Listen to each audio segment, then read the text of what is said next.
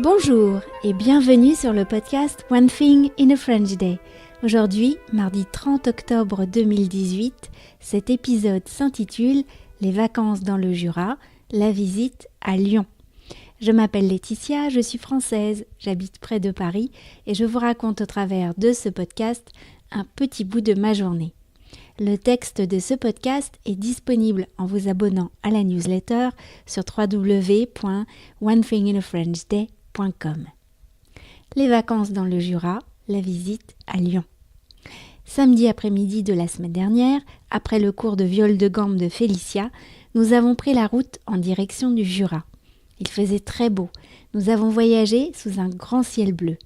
Michaela n'arrêtait pas de poser des questions sur la maison où nous allions et que ses sœurs connaissaient déjà depuis les vacances de Pâques.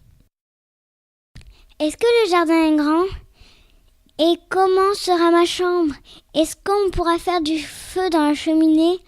Et on ira voir le centre équestre ? Merci Lisa. Quand nous sommes arrivés à Vertembose, ce fut l'explosion de joie. Une grande chambre, un grand jardin et du feu dans la cheminée. Le dimanche, nous sommes allés au centre équestre du Jura Sud, comme ça, pour voir. Nous avons rencontré Anne, la responsable du centre, qui nous a très gentiment accueillis, et nous avons pris rendez-vous pour le mardi après-midi. Car lundi, nous devions aller à Lyon rendre visite à ma belle-mère, la Nonna, dans sa maison de retraite. C'était une surprise. C'est toujours une surprise, car si nous lui annonçons notre visite, elle se fâche presque qu'on fasse un détour pour venir la voir. « Ah, mais c'est ma famille », a-t-elle dit avec un grand sourire en nous voyant. Ce fut un moment plein de tendresse pour nous tous. Ensuite, nous nous sommes rendus près de la place Bellecour chez Florence, la maman de Sébastien, un très bon ami de Félicia.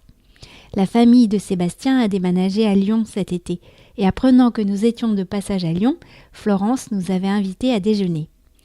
Les filles ont découvert et adoré le gratin dauphinois préparé par Florence, à refaire à la maison. Après le déjeuner, nous avons laissé Félicia avec Sébastien pour l'après-midi et nous sommes allés nous balader en ville. En fait, on est surtout allés chez Deux Citres.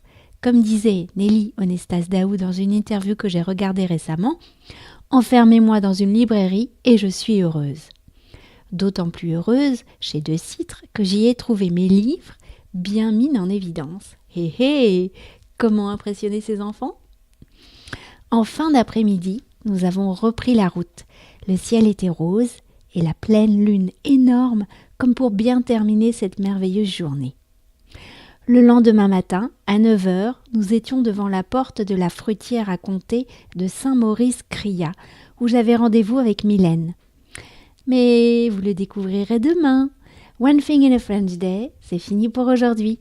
Vous pourrez retrouver le début du texte de ce podcast ou vous abonner à la newsletter sur www.onethinginafrenchday.com. Si vous avez envie de m'envoyer un message, voici mon adresse email frenchday@gmail.com. À demain! À demain!